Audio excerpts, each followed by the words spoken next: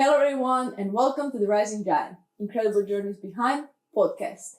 Today with me I have another guest. She is my teammate, my friend, and Slovakian national team player, and also obviously a top football player, Dominika Škorvánková. Thank you for joining me today. Hey everyone, thank you for inviting me here.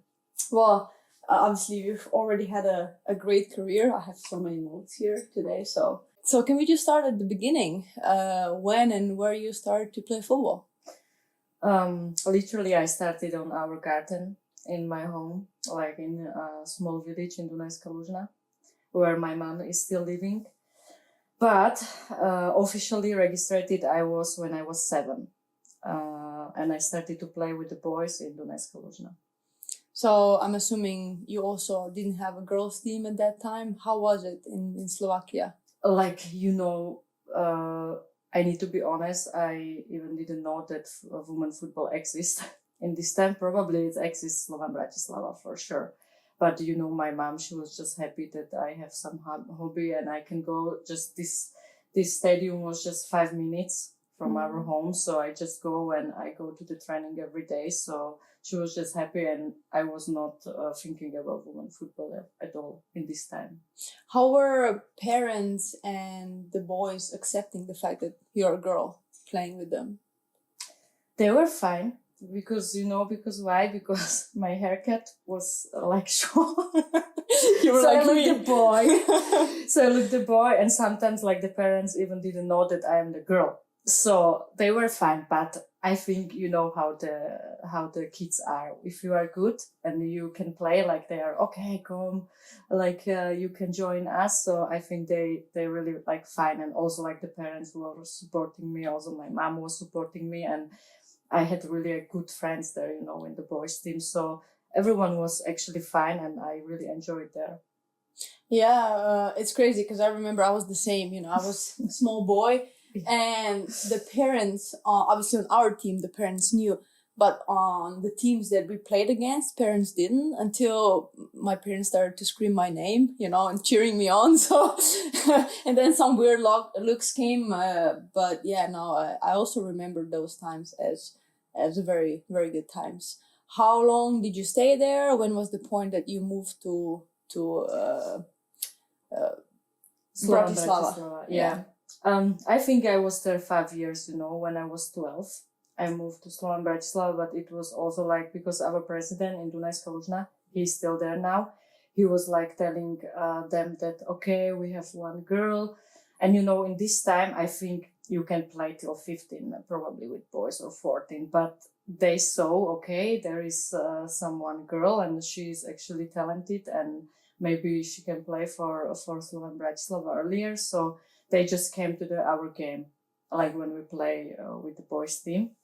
And after the game, the first, what the coach said from Slovan Bratislava, he was like, oh, we have new teammates, new girls in our team. And I was really shy, small girl. I was like, no, I don't want to go to big Bratislava. I want to play just with our boys. But in the fact that I knew that one day I need to go and to play with the girls. So just I decided to go to Slovan Bratislava when I was 12 already. Yeah, I mean, obviously we are talking about all these journeys because they're different than whatever boys had to go through. But at the same time, I think that it was good for us that we played with the boys. I think it's, even now for girls up until a certain age, I think it's good that, it's mixed. And yeah, as I said, I was really happy with the boys. And, I was really, I don't want to say scared, but probably also scared to go in the girls' team. Because, my best friends was just boys, and in school was a boys, and everything was about boys. And then, okay, it will be just girls. So, and of course, I think it's a good start to be with the boys, I think. You can learn much. And, okay, so you went to Bratislava after. What was the level at that time on the girls' side? I will say it was good level. When I came from the boys team to the girls team, but I will say because of also the coach there, he was really good. He was really good working with young girls. So I will say it was I think that was the good step for me to do it when I was 12. Maybe when I will go there, when I am older, maybe it will be not so easy, because in this time in Slovakia, it was like till 16 you play with these girls. When you're 16, you go for the A team of women. So I could play. So at 16. For the first team. Exactly, for the first team. So I could play with someone who is 35, you know, but it was nothing between. Now is, I think, different. Now they have something else, but in this time it was like this. So it was good that I was like 4 years with the girls before I went to the women's team. I think obviously talking already with Maika, your teammate, my ex-teammate, you're still your national team teammate. One of the best friends. Yeah, one of the best friends. Yeah. She's a great girl, good goalkeeper. Exactly. I think in Slovakia, you were ahead of us. You know, in Slovenia, I remember you were 12 at that time and you had to stop with the boys. And like you're saying, I think then, now I think there's like U13, U15, U17, you know, the leagues also for the girls. And at that time, I remember it was just U17 and the senior team. You know, so like you're saying, like you were 17 and there was nothing else but playing with the women, pretty much. Yeah. The second thing that you said, which is surprising to me, at least, is that you had a good coach on the team. And I think you're very lucky for that. Because I remember I had good coaches on the men's side, you know, up until like U12. But then on the women's side, it was not so great. And for the longest time, I struggled with those things because I felt like I'm missing some stuff, you know, that because obviously we all know that those are the ages where you develop the most. And you have to be very lucky to have a good coach, especially at that time on a woman's side. Yeah, I totally agree. You know, when I was 12 and when I came to Slovan, also because of him, I was really happy there. You know, he knew how he should work with the girls and also like on the team spirits. Like, you know, even when we were just 12, 13, 14, we were really good friends, you know, and it started to be like in the young age, you know. And then when I went to when I was 16, when I went to the first team, it was also like so good coach. He was young. He was studying the sports university in Bratislava. So he was really motivated and he showed us like how should be like in professional football, even you are not in professional football, because everyone was studying or going to the work. But we did everything like in the professional team, you know. Sometimes in the preseason, in summer or winter, we had just twice training. We go before school or before work to the training, and afternoon we meet us. And again, you know, but it's give me in my continue career something what maybe when he's not there, I will never learn, you know. So we were, as you said, we were really lucky with the coaches. They were educated, they were motivated, they were really like the idol for you, you know. So it was really nice to have them. No, yeah, because I mean, it happens even now that, you know, sometimes the coaches who are not good enough for the men's side, you know, they just go to women. And especially when you said like that they knew also on a mental part, like the psychological part, how to work with the girls, I think that's way ahead of the time. What was that, like 15 years ago? Yeah, 15 years ago.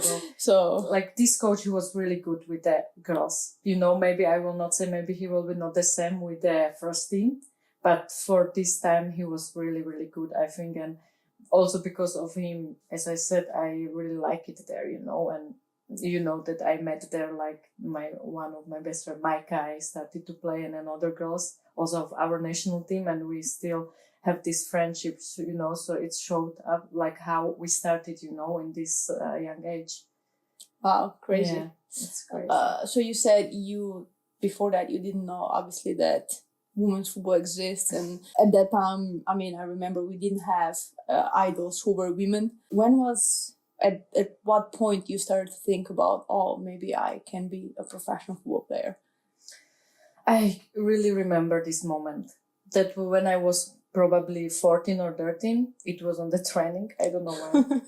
We just did a basic pass exercises, and then I was like, ding, and something in my head was like, oh, I really, really love this game. So I want to be one day like professional player and earn money with this. But not earn money was the first what I had in my head, but like I just want to play football, nothing else.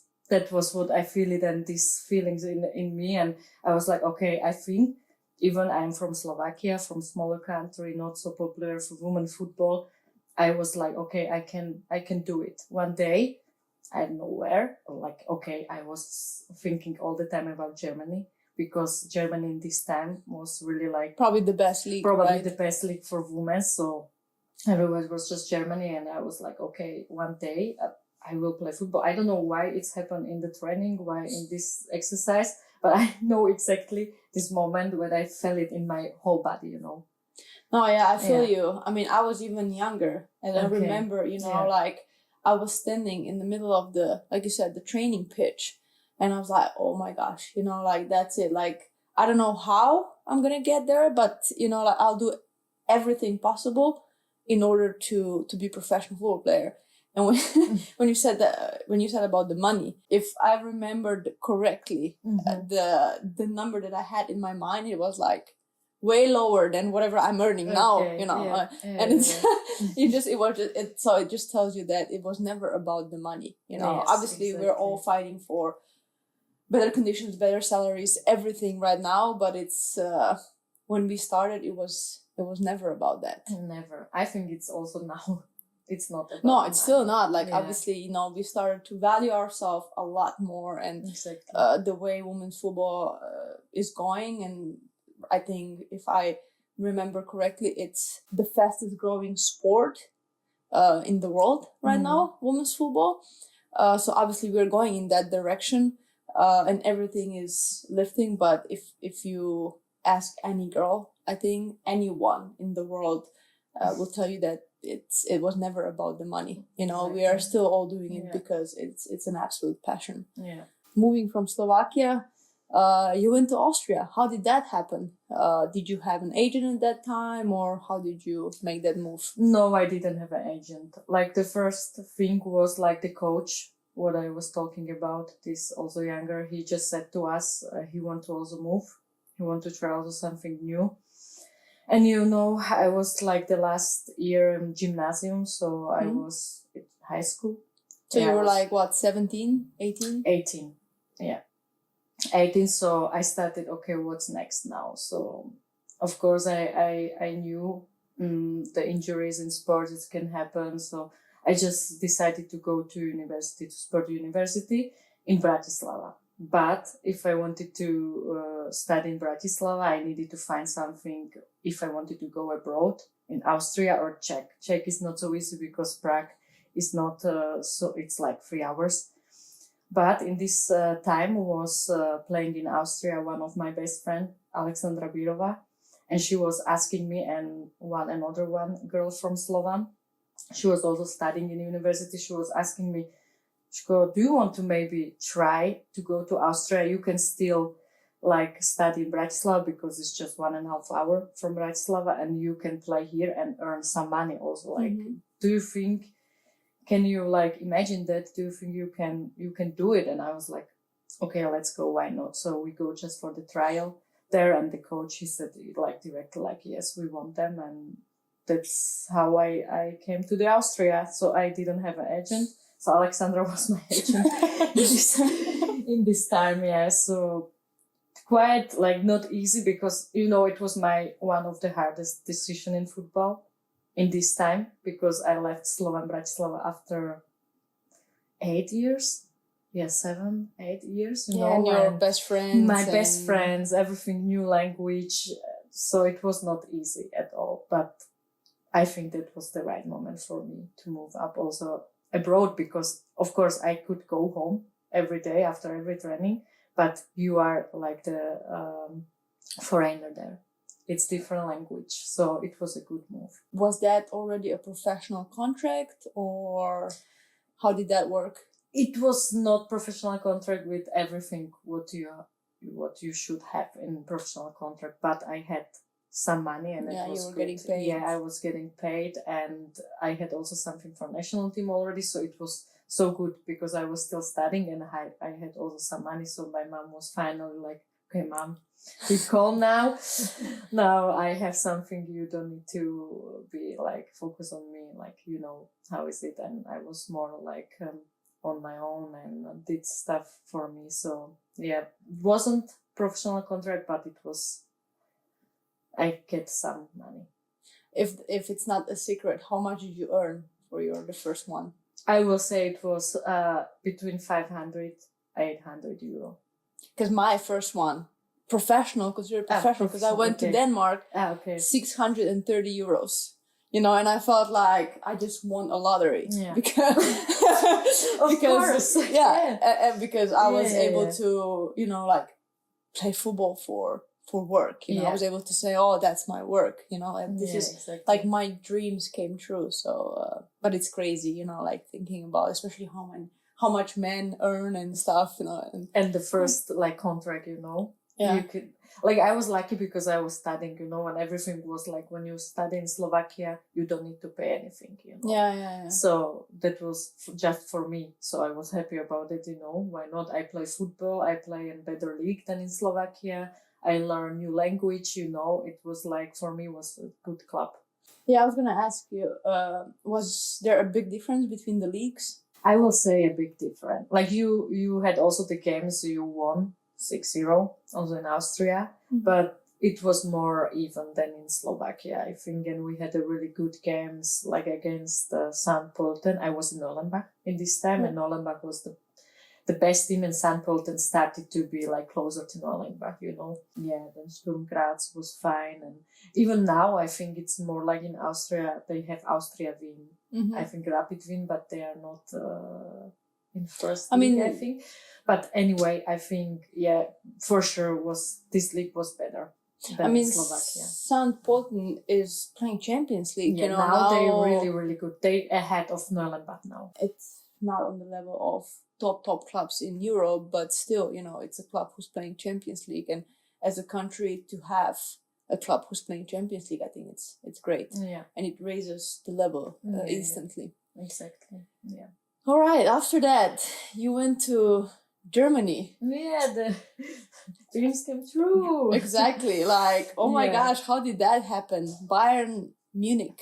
No, Este Sand. You first went to Este Sand and then Bayern Munich. Yeah, so first 2 years I went to Este Sand, and it's happened like because I was actually I finished the study, like the bachelor degree.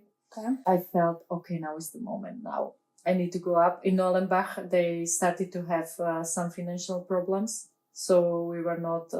you were not getting paid, or...? No, like after the 3 years, then they said us, okay, now we had really problems, so probably you need to find a new club. So I knew it was like the timing was good because I was finished in the school. In this time, Majka Korenčová was his assistant. Yeah. Like, and with another girl from Slovakia, Jana Vojteková, she was... I know the name, I don't know her she's on the personally. national team, so... Majka was asking us, okay, guys, do you want to go for trial again? Like, we had already one agent, like, he was not my agent, but he was helping us with this, with Sand. He was helping us with the paper and everything. But Majka was like, okay, come, I can ask. But it was not sure if Sand will be play the first league still. Yeah, because I remember she went there and she wasn't in the first league. Yeah, that was the second league first. But then they actually reached it.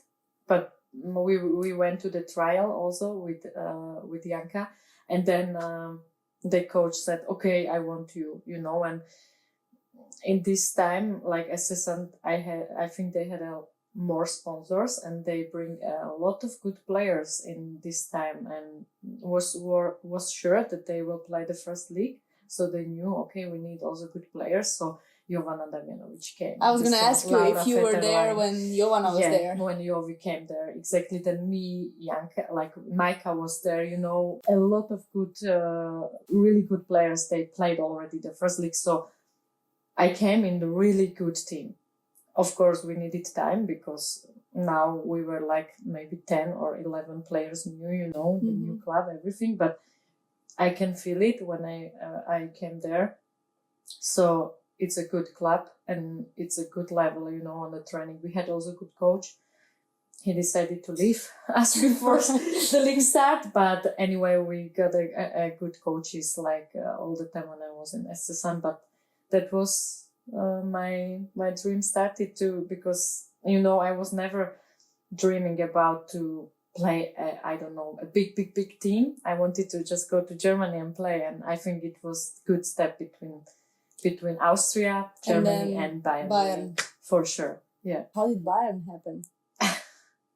Bayern happened, I would say it was crazy because, I was 2 years in Estesand, and I don't know if you know that, but with Estesand, we achieved twice in a row, like twice in a year, we played like a German Cup final.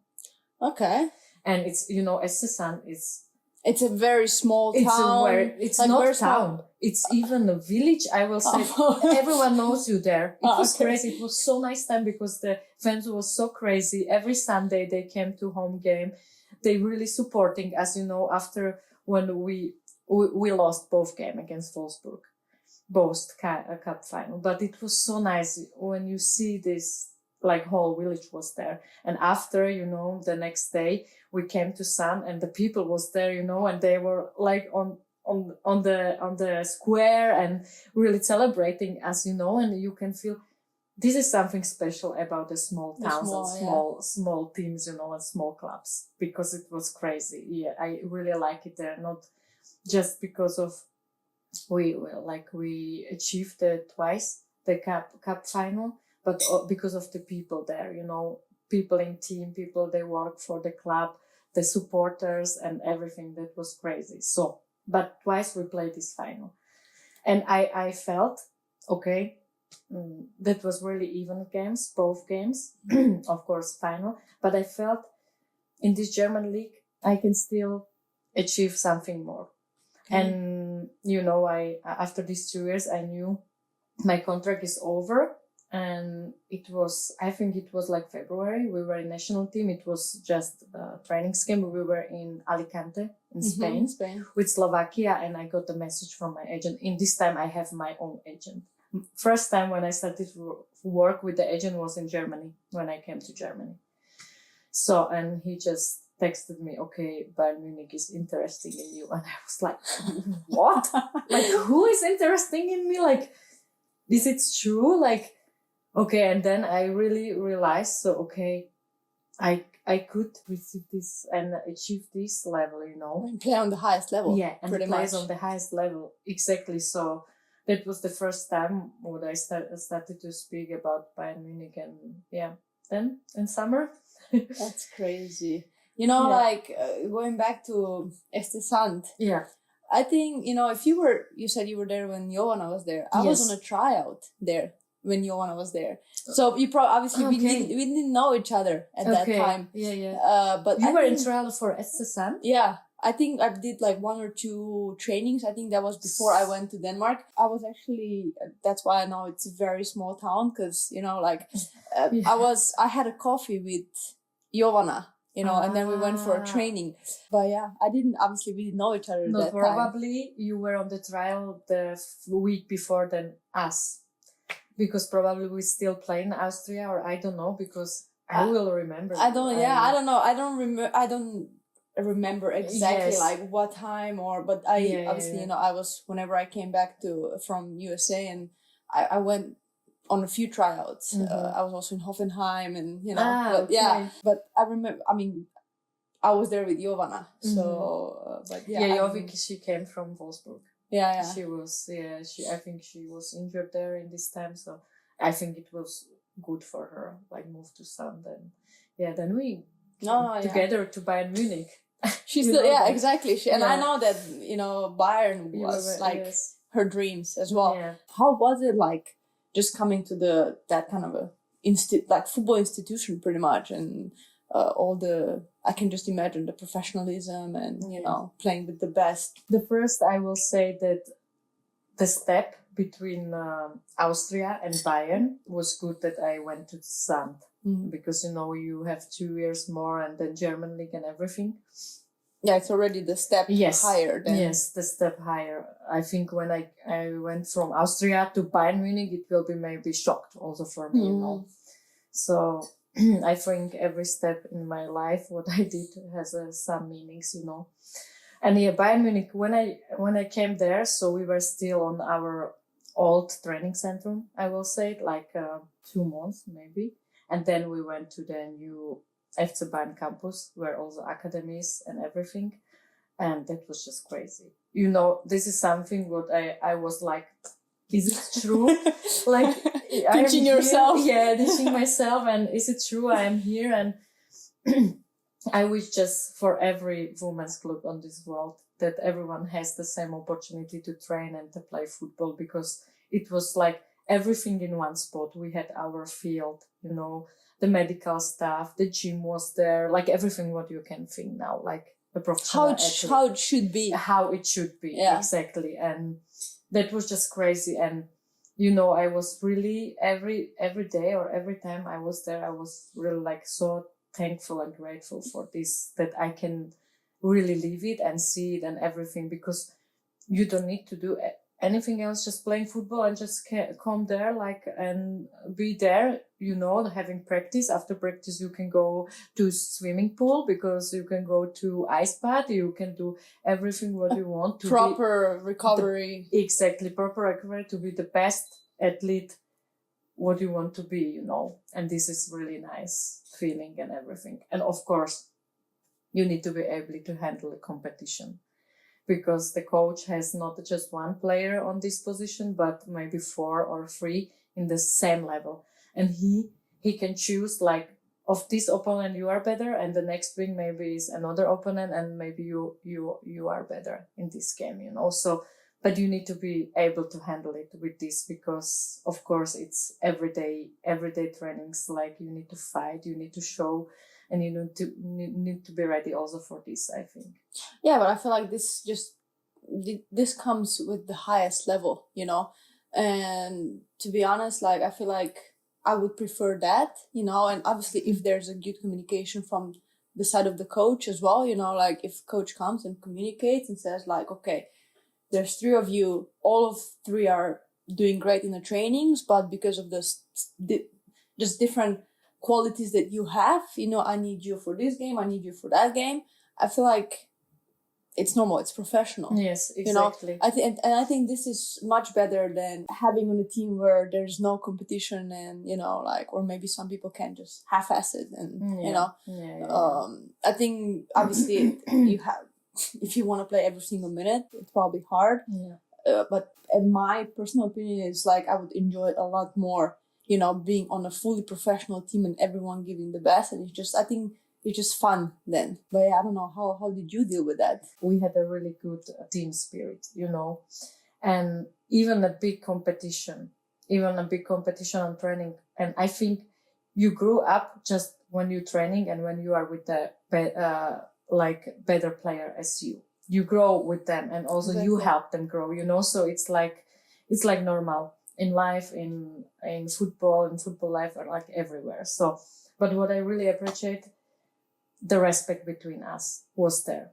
And it's probably everyone's responsibility for this, but also coach's responsibility for this. And you can really feel it. We had a big competition, but even the biggest name as me, probably because of my country, and maybe I am not from Germany, you know, I was still like foreigner, but she came to me and she said, Sko, you really did well today and you deserve to play, you know. And this is the respect between each other. And I think it's so important, because then I was also like feeling I did everything. I really did well. I did everything, but the coach came to me and today she will play because of blah, blah, blah. And then I was like, I agree with you. She's this time, maybe she's a better form, or she's better with the lefty and we need, I don't know what, you know. So, but you can feel it. And that's what I was really happy about Bayern Munich. So this community, what we had there, and these amazing people, even the biggest name, but everyone was in one point, everyone tried to do everything for the team. And this is maybe not normal in every big club. But I was really feeling that, and this respect between each other was really nice. Well, I think that this is the only recipe if you want to succeed as a team. Yeah. You have to have depth of the squad, which means like quality, not just 11, but I guess 25, like players who have great quality, but then team spirit. I think it starts with the coach, to just build that kind of a culture where everyone has to give everything every day, and then, like he decides, and he also gives the feeling to who is not playing that this person is still important and is doing well. Yeah, I agree totally with you. And that was like, I felt it maybe when another girls from Bayern is here, but I felt like this, and this philosophy of club and everything that what I felt there, this club is still in my heart, obviously. Like, I will never forget of the memories what I had there and the people what I met on my journey, so some of them are still one of my best friends. You can say that was the best time in your career? In general, yes, because if I wanted to live this kind of life, football life, then what I had, it was in Bayern. I will say yes. What about obviously the difference between Bayern in everything that you've seen before and everything that you've seen after? How was that? Coming from that kind of circumstances to then somewhere where it's maybe I not would that say level. Conditions,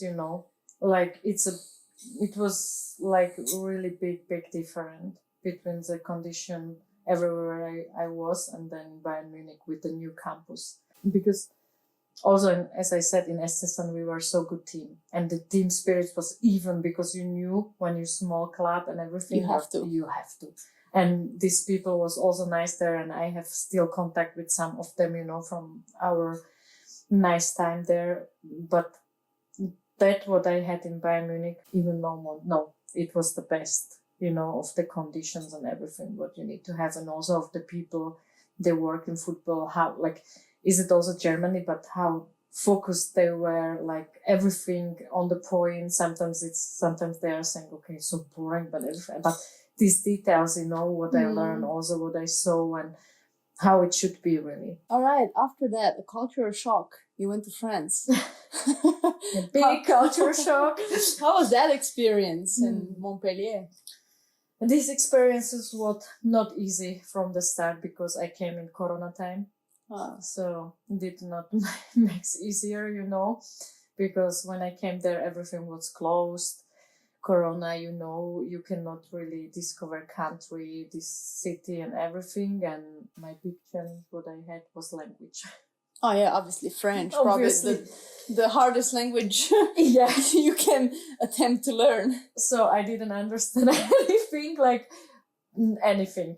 And I didn't learn in school. Besides Chinese probably or something. Yes, besides I was just lucky that I had some girls that could speak English and some German girls there. Okay. So I met them so I can communicate. But the first half year I was really on my own, just in my apartment and going just to training because of Corona, we cannot go, I don't know, just 1 kilometer. And that was not so easy. But after this half year was better, and I started to see nice things also in Montpellier. It's not so bad to live by the sea, 20 minutes from sea, and I can go every day after training there, to the beach and be there on the sun. I can't really complain. I also lived many years at the beach, so I know what you're talking about. Yeah. What about the team, the league, compared to Germany?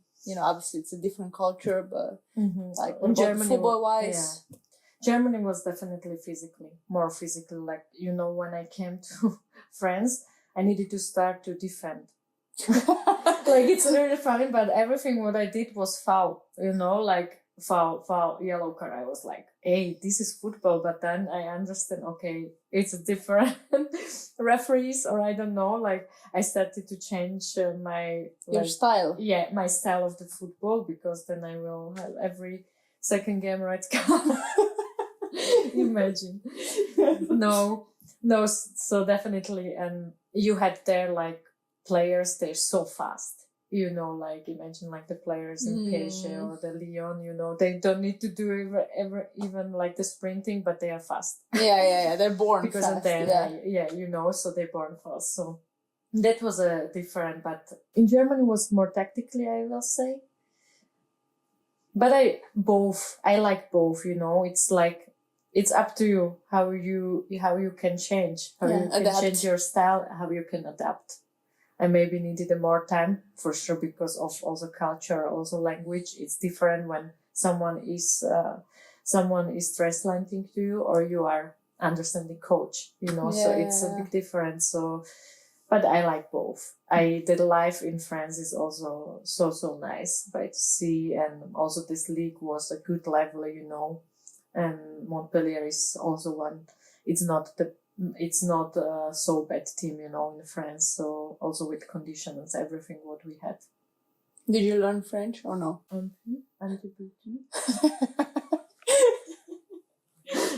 No, I learned. We had just classes.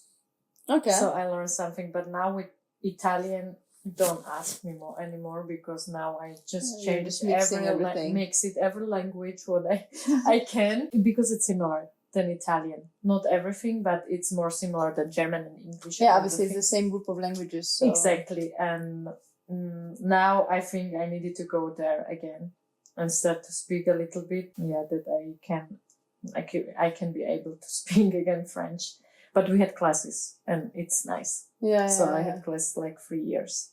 Oh, that's nice. Yeah.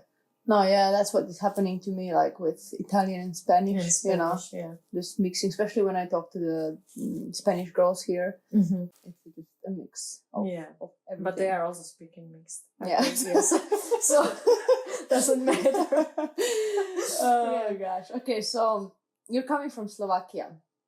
Have you, and obviously you played on the big clubs and, you know, like top leagues.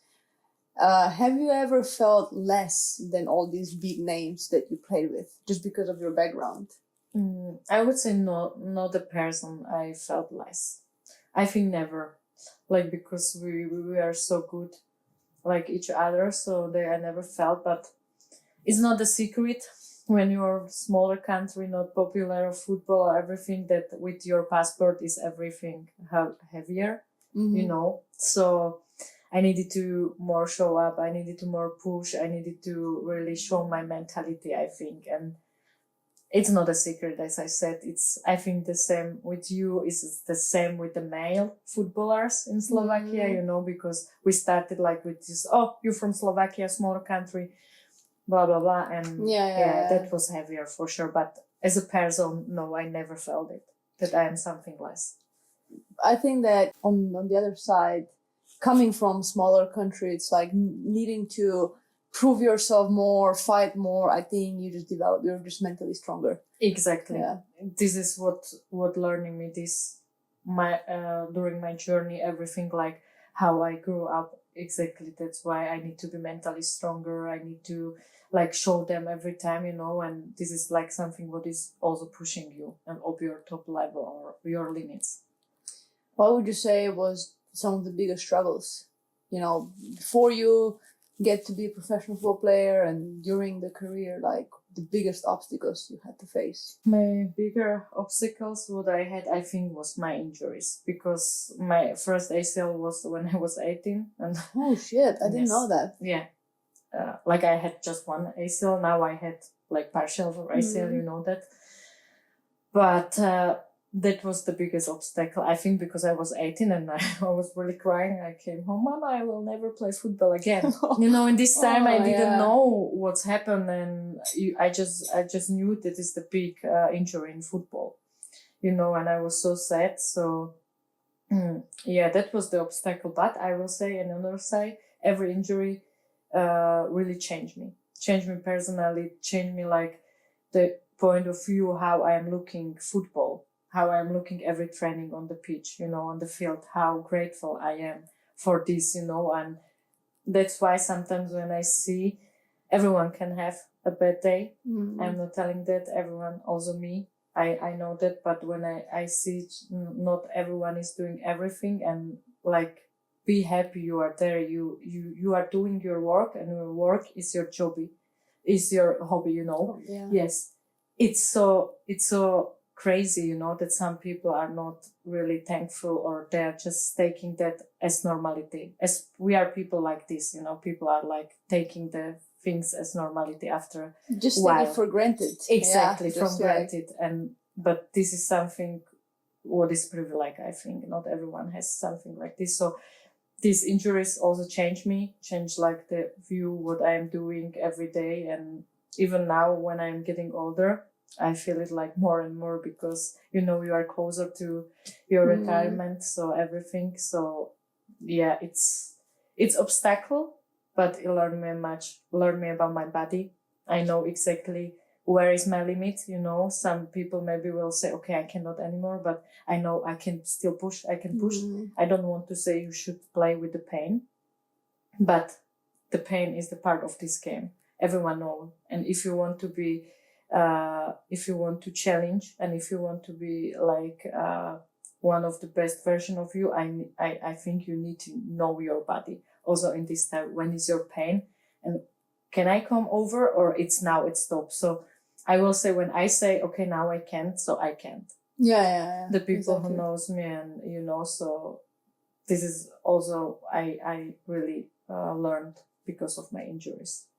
You did the partial tear of ACL end of the last season. Exactly, the last game. And you didn't want to have a surgery. Can you talk about that? I feel like opinions are different. You know, you have some people who are really like, no, you should get a surgery. And, you know, now more and more we're getting to the, you know, spiritual side. And like people are getting to know, you know, the energies, and, you know, your thoughts are powerful. The body can heal itself. How was it? Like, why did you decide to go through alternative way, and how did people accept that?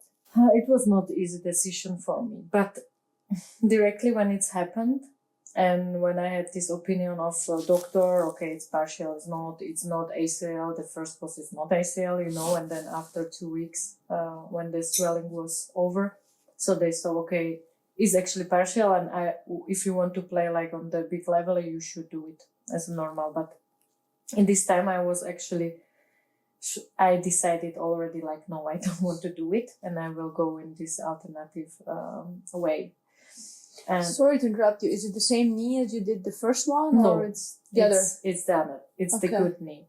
I never had anything on my right knee. Everything was on the left knee. So I was like, oh, why? You know, the last game. But, you know, when I will be maybe 25, I will decide to go to operation. Like, okay, you have still like maybe, I don't know, 10 years of career. But now I'm 33. So I was like, I don't want to lose like 8-9 months, or you never know. Okay, I never know if I'm going back and I can play football, even that. But I felt it, so no, I don't want to go to surgery. I just want to do like alternative, and I hope it will be working, and it works. Yeah. Yes, far. So obviously you work with the physios. Did you do any visualization, any stuff with the mind? Like, you know what I started to do more? I started to meditate and be just with me. And I think this is also one of my best decisions what I did, because, you know, in these days and in this period where we are living like this, everything outside, and it's so fast, you know, and it's so nice when you just go for 10 or 15 minutes in your body, in your inside, and just be there and do nothing, you know. So I think it's also something what we should be grateful for. And I think this has also helped me. Okay, I feel it now from bottom of my heart. I don't want to go to operation, and I can handle it with my body. And this is probably what helps me also. So I started to meditate. I mean, yeah, definitely. I mean, it's proven that body can heal itself. Yeah. Not a rocket science. If you have a cut, it's going to heal. So, but yeah, obviously you have to be connected to the heart and really feel it and trust, you know, the process to be able to go through it, especially when we are bombarded with outside world who's dictating everything and just filling us with the fear and doubts and everything. Exactly. Yeah, that doesn't help. Yeah, and also because of my injuries before, I trust my body, and I trusted what I felt, and this is what I was speaking before, so I knew my body better, although thanks of injuries. Yeah. You played 130 games for the national team. Wow. Captain, scored 17 goals. What does it mean to wear that jersey? Well, I was never dreaming about this, that I will play 130 games for a national team. It's a big, big honor to play from Slovakia. You know that also. I think the smaller character, even we are more like, I don't want to say proud, but honored that we can play and help this, to developing, I don't know, in women's football in our country. So I am so thankful for this. Really, I am so happy about it, and even be a captain for so long time, it's even a big honor for me, So I can say how I'm thankful I am for this, and this is really one of things I am really proud of my life, And this big captain, it's not just about me, In our national teams, we had a smaller group of people there helping me. But leading this group, I am really happy about it, that I can lead like this group of young people, young girls or older and our generation. It's really nice feeling. Yeah, obviously being a captain is a responsibility, And this is a leader. responsibility, exactly. Yeah. So, but I was never afraid of responsibility, or I learned, during my career to take more responsibility. And as I said, it's not just about me there, and in football, it's not just about one person. We need to work. It's team, and we need to work together.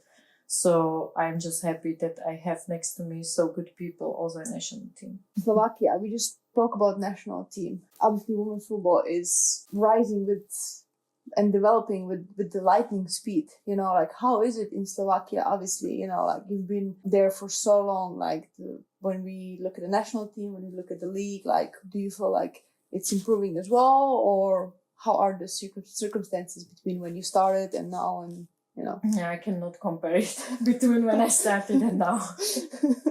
Don't ask me that. No, it's so much better in national team. I'm so proud of our generation and also of the generation behind us, because they also push us more, we help each other. But what we did with national team, how now it's, our staff, now we have probably like 12 people or 13 people. When we started, we had just coach, assistant coach, goalkeeper coach, and maybe doctor. And the kit man probably someone, or technical, yes, like director, and that was everything, and now you have physio, you have like 2 master, you have everything what you need, and it's because of we push, and also like UEFA is also pushing women football, we need to say, but it's about the people we are there, when we started now. So we need to be also thankful for our federation. They are really helping us or give it to us. We can say almost everything what we ask. Oh, that's nice. Yeah. Because we had to fight with ours. So. Exactly. So we have a good coach who is also like helping us with this women's, and he's also pushing them. He's also like there in federation. So it's also important. You need to have the people, they really love women football, I think, especially in smaller country, and they really want to like improve something.